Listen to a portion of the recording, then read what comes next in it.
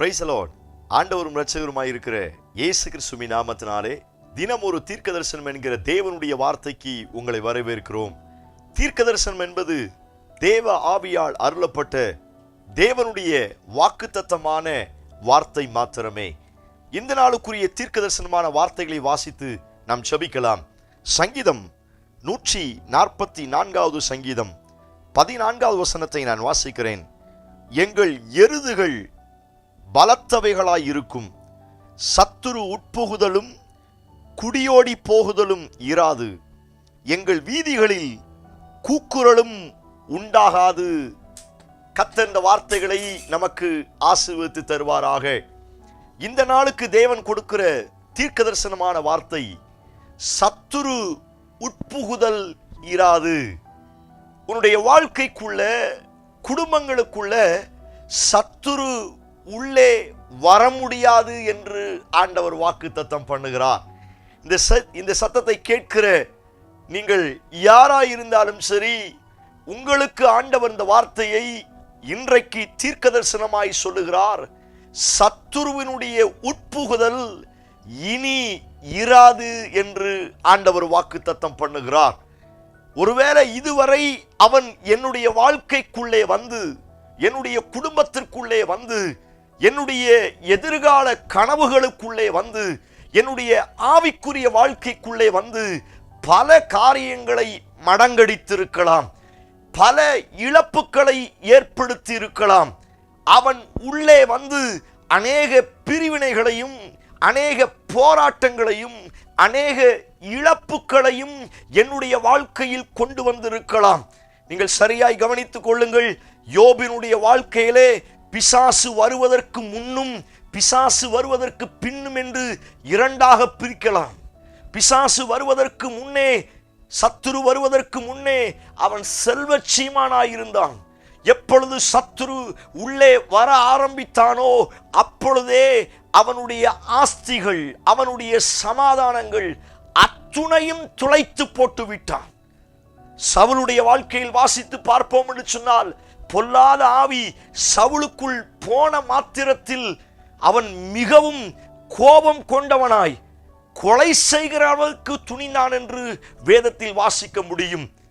சத்துரு ஒரு குடும்பத்திற்குள் வரும் பொழுது, சத்துரு ஒரு தெருக்களுக்குள்ளே அல்லது ஒரு தேசத்திற்குள்ளே வரும் பொழுது அநேக பிரிவினைகளையும், அநேக சண்டைகளையும், அநேக போராட்டங்களையும் கொண்டு வருவான்.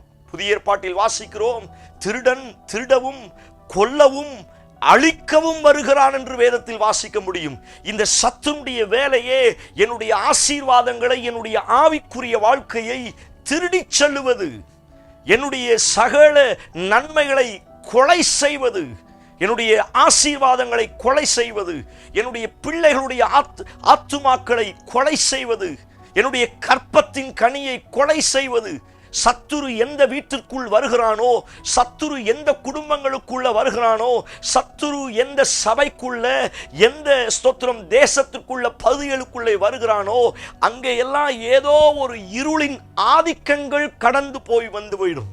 ஒருவேளை இதுவரை என்னுடைய வாழ்க்கை எப்படியோ இருந்திருக்கலாம், ஆனால் இந்த நாளில் ஆண்டவர் உங்களுக்கு வாக்குத்தத்தமாய் கொடுக்கிறார்.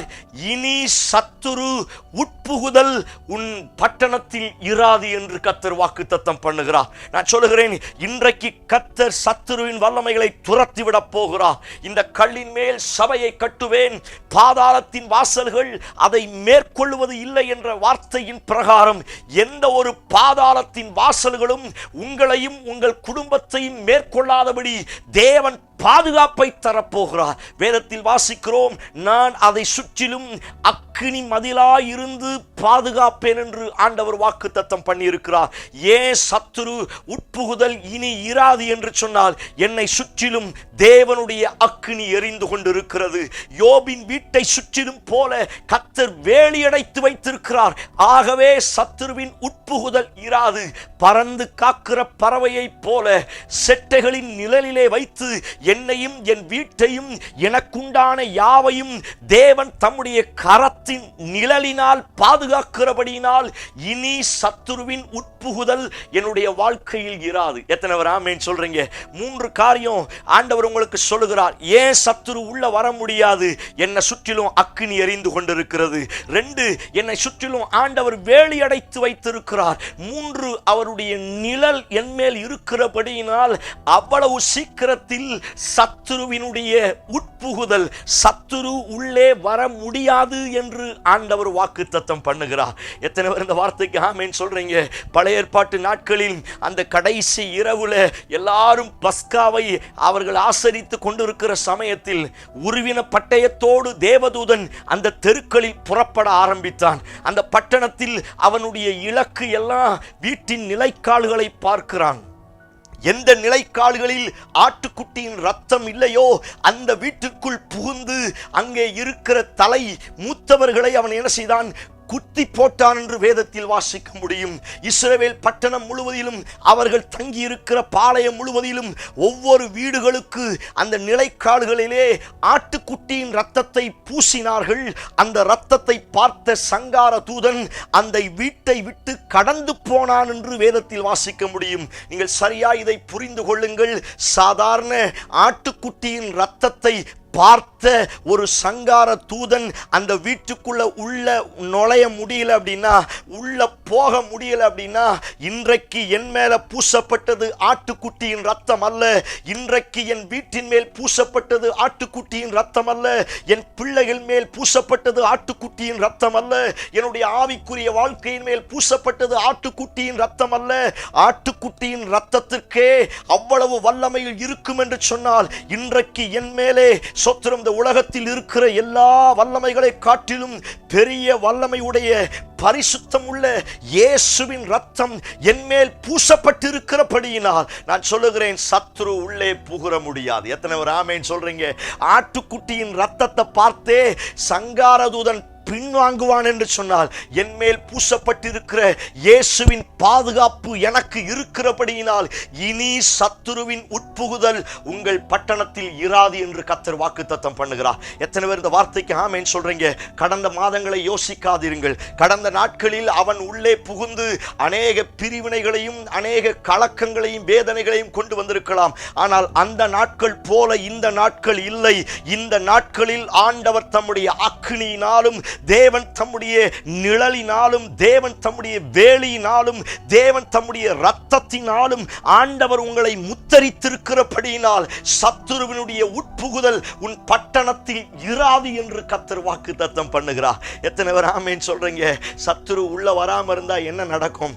அதே 14வது வசனத்தில் ஆண்டவர் சொல்லுகிறார், அவருடைய எருதுகள் பலத்திருக்குமா. பிரைஸ் காட், ஹல்லேலூயா. அவர்களுடைய எருதுகள் பலத்திருக்குமா, அவருடைய வீதிகளில் கூக்குரல் உண்டாகாதா? Price God. இந்த வார்த்தை ஆண்டவர் உங்களுக்கு தீர்க்க தரிசனமாய் சொல்லுகிறார். உங்கள் எருதுகளை கர்த்தர் பலத்திருக்க செய்ய போகிறார். உங்க பிள்ளைகளை, உங்க கையின் பிரயாசங்களை, உங்க ஆவிக்குரிய வாழ்க்கையை இதுவரை இல்லாத அளவிலே ஆண்டவர் பலத்திருக்க செய்ய போகிறார். காரணம், உன் வீட்டில் சத்துருவின் உட்புகுதல் இனி இருக்க போவது கிடையாது. 2வது அழகா இந்த வார்த்தை சொல்லி இருக்கிறது, உன் வீதிகளில் கூக்குரல் கேட்கப்படாது. இதுவரை சத்துரு என் குடும்பத்திற்குள் வந்தபடியினால் தான் அநேக கூக்குரலின் சத்தம், அநேக கண்ணீரின் அழுகையின் போராட்டத்தின் சத்தம் இதுவரை என் குடும்பத்தில் கேட்டது. ஆனால் இனி கூக்குரலின் சத்தம் என் வீதிகளில் உண்டாகாது. காரணம், என் வீதிகளில் சத்துருவின் உட்புகுதல் இராது. எத்தனை பேர் இந்த வார்த்தைக்கு ஆமென் சொல்றீங்க? இந்த வார்த்தையை சொல்லி நீங்கள் செபிக்க செபிக்க இதுவரை ஆளுகை செய்த அத்துணை பாதாளத்தின் வல்லமைகளையும், இதுவரை ஆக்குவை பண்ணி வைத்திருந்த எல்லா சத்துருவின் வல்லமைகளை கர்த்தர் இன்றைக்கு தம்முடைய தூதனை அனுப்பி துரத்தி விட போகிறார். அவன் துரத்தி விட்டு அவர் வெளியே போயிட்டான் அப்படின்னா உங்க எருதுகள் பலத்திருக்க போகிறது. உங்க தெருக்களில், உங்க வீடுகளில் சொத்துரம் இனி கூக்குரல் வராது என்று கர்த்தர் வாக்குத்தத்தம் பண்ணுகிறார். எத்தனை பேர் இந்த வார்த்தைக்கு ஆமென் சொல்றீங்க? நம்பிக்கையோடு அறிக்கை செய்யுங்க. அந்த வார்த்தையை மறுபடியும் மறுபடியும் சொல்லுங்க. இனி சத்துரு உள்ள வர முடியாது. இனி உள்ள வர முடியாது. இனி உட்புகுதல் இராது. என் பிள்ளைகளுக்குள்ளாய் உட்புகுதல் இராது.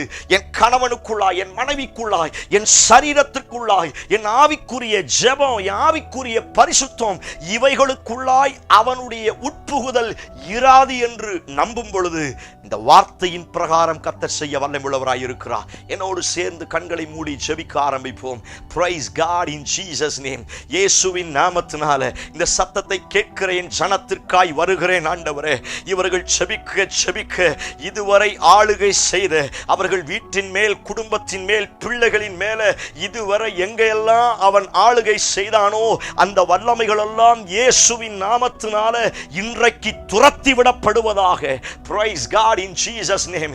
இன்றைக்கு ஒரு பெரிய பாதுகாப்பு உண்டாகட்டும். உம்முடைய அக்கினியினால, உம்முடைய வேலியினால, உம்முடைய நிழலினால, உங்களுடைய இரத்தத்தினால என் ஜனங்களை கர்த்தர் பாதுகாத்து சத்துரு உள்ளே வர முடியாதபடி ஒரு பெரிய ஜெயத்தை நீர் கட்டளையிடுவீராக என்று நாங்கள் ஜெபிக்கிறோம். இந்த வார்த்தையின் பிரகாரம் ஆமென்றும் ஆமென் என்றும் நிறைவேறுவதாக நீர் அப்படி செய்வீர் என்று நம்புகிறோம். இயேசு கிறிஸ்து மூலம் ஜெபிக்கிறோம். ஜெபம் கேளும் நல்ல பிதாவே. ஆமென், ஆமென். நம்பிக்கையோடு இந்த நாளை துவங்க ஆரம்பியுங்கள். இனி சத்துருவின் உட்புகுதல் உங்க வாழ்க்கையில கிடையாது. பெரிய பாதுகாப்பு உங்களுக்கு இருக்குது. இனி நீங்க பலத்திருக்க போறீங்க. இனி கூக்குரல் உங்க வீட்டுல கேட்காதுன்னு அப்பா இன்னைக்கு வாக்குத்தத்தம் பண்ணுகிறார். இந்த செய்தி உங்களுக்கு ஆசீர்வாதமாக இருக்கும் என்று சொன்னால் தயவு செய்து மற்றவர்களுக்கு ஃபார்வர்ட் பண்ணுங்க. ஆண்டவர் பெரிய காரியங்களை செய்வாராக. ஆமென். Praise the Lord. God bless you.